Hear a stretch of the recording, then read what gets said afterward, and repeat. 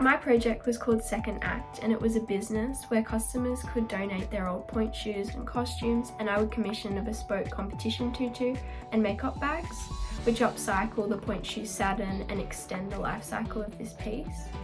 My motivations for creating Second Act was that I looked in my drawers and I saw they were overflowing with point shoes and costumes that just would sit around and not be used. So I thought to myself, is there a better way to repurpose these shoes and turn them into something better and give them a new life rather than chucking them in landfill? The process for developing my design ideas happened really early. I was thinking about this concept of Second Act in year 11, and then over the summer holidays I did lots of brainstorms, research, mood boards. I'd create collages of all photos that I really enjoyed or thought could be useful. I looked at existing brands and what they were doing really well, case studies on brands I really liked.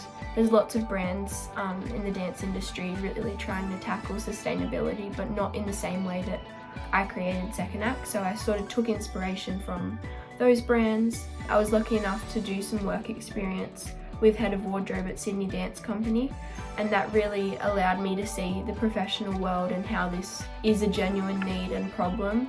I did a lot of researching of point shoes, how they're made, how they're constructed. I created a life cycle analysis of a point shoe because I knew from the start I really wanted to deconstruct the point shoe and see how much could be salvaged and saved.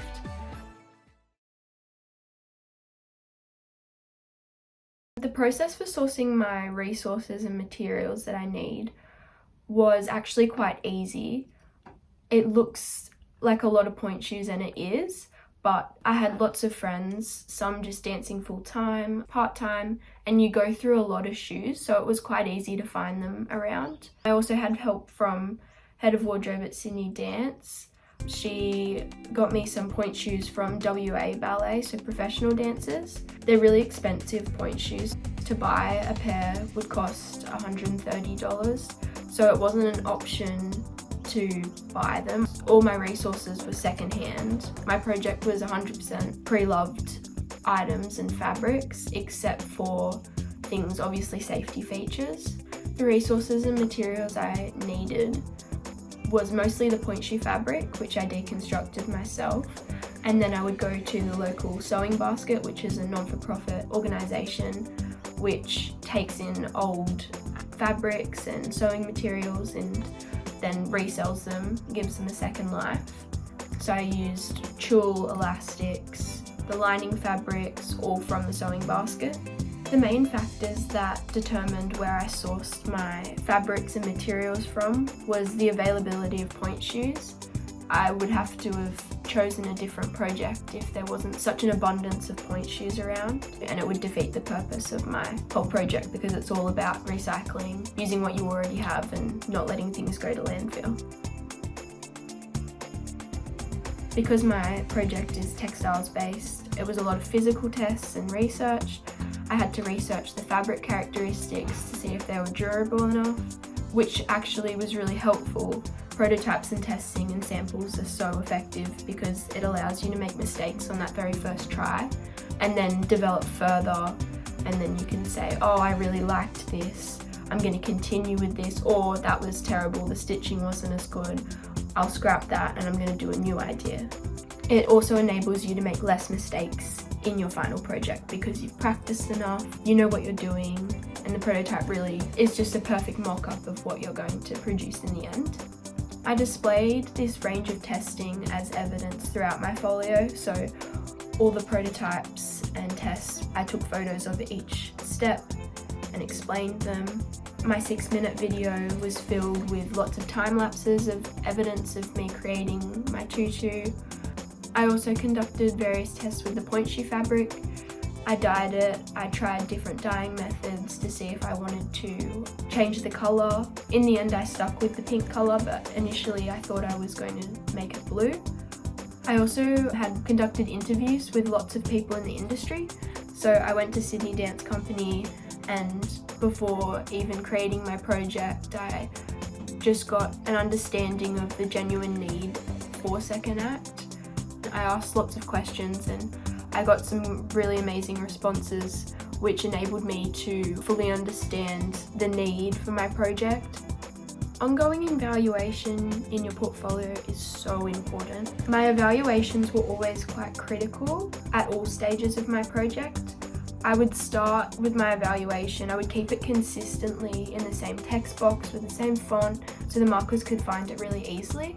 But I'd start with things that I really liked about my design ideas, things that I would have changed, I didn't like, I could improve on, and then I would always do the direction for further action, which was what I was going to do in my next steps. For example, when I was threading the hoop through the tulle base, the casing was too small to fit the hoop through, so I went through steps of, oh, this is the problem, now I'm going to solve this, and that's when in my evaluations it became really clear how important it is to evaluate your work, because from there you go through all the steps, you figure out a solution, and then that solution leads you to a better product in the end. I recorded these evaluations throughout my project through a specific text box. I had a pink text box with dotted outline and evaluation in the left corner. This font stayed the same the whole time. It was cohesive throughout my entire folio, so the markers knew where my evaluations could be found. They didn't get lost in all the text. I did ask people to evaluate my work constantly. I was constantly receiving feedback from my teachers. I had constant evaluations from my contacts at Sydney Dance Company. I would go in for the day, do some work experience, and then get feedback on my project. I constantly sought feedback from friends and family. I got them to fill out forms, and they'd come over and look at the project and see how it was going and give me ideas and insights into what I should do, how I could improve my project. They also may pick up on things that you never notice and give valuable insight, so it's always really important to have that feedback. My folio layout was something that continued to evolve as the project went on. I started off with a really basic Slides Go template and then continued from there. It just had a few colours, a few fonts, and then as you add text, you figure out what your layout's going to be. It's really important to keep a consistent style and theme within your portfolio and a colour palette that fits really well to your project so that your final product and your portfolio are cohesive and they don't look differently. A good layout from the start really enables you and your folio to flow the entire way through. It becomes really effective when you have a layout that flows but is also different on each page, except for maybe testing. Testing and experimenting should be quite uniform, just so it's all there and neat. Without a varied layout, it can become really boring to look through your folio and hard to identify which section is which.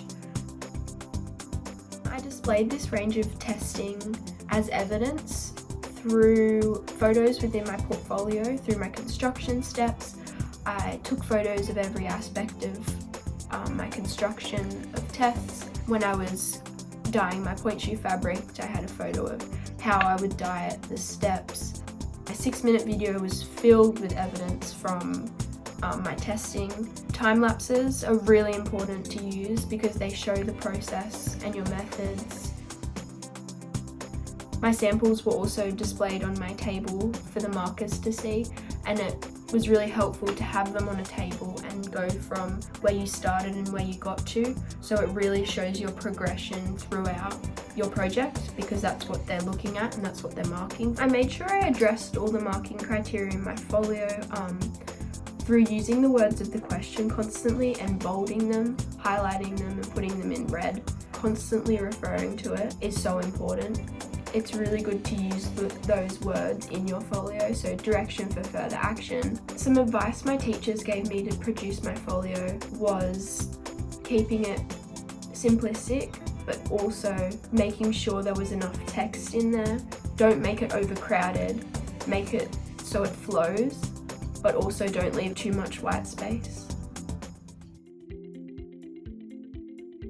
Things often go wrong in major projects, and it often requires a lot of problem-solving skills and resilience to not give up when something goes wrong, but this results in definitely a better outcome. I learnt to not rush my decisions and really take time in the prototyping and testing, although it can be a little bit boring at some parts.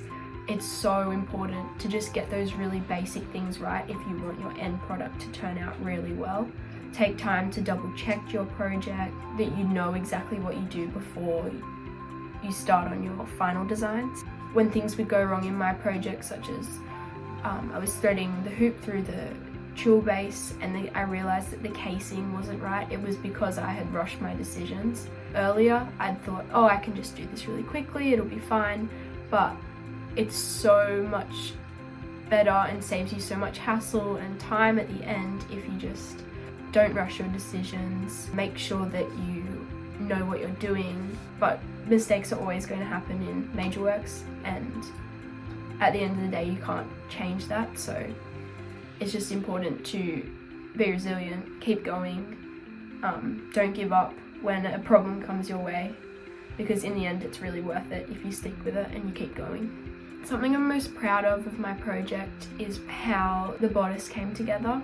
I really didn't think I'd be able to pull it off. I'm actually most proud of the inside of the bodice. While most people can't see it, it has lots of structural things that are quite complex to sew.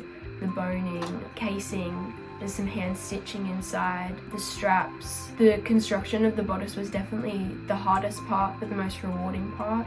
And I'm most proud of the interior of that because it's just as pretty as the outside of it, which I think is pretty cool. I would say start your project early. I know that everyone says this, but it's really true. If you get onto it and you figure out your ideas and you get started straight away, it makes it a lot less stressful when you're studying for trials and you're studying for your HSC. Do something you're really passionate about. I love ballet. It was really easy for me to find problems within it and then find a solution and be really invested in it. Think of the things that you really love doing, that you really enjoy doing, and then find a problem within those areas. So your major work becomes the most enjoyable thing about your HSC, and good luck.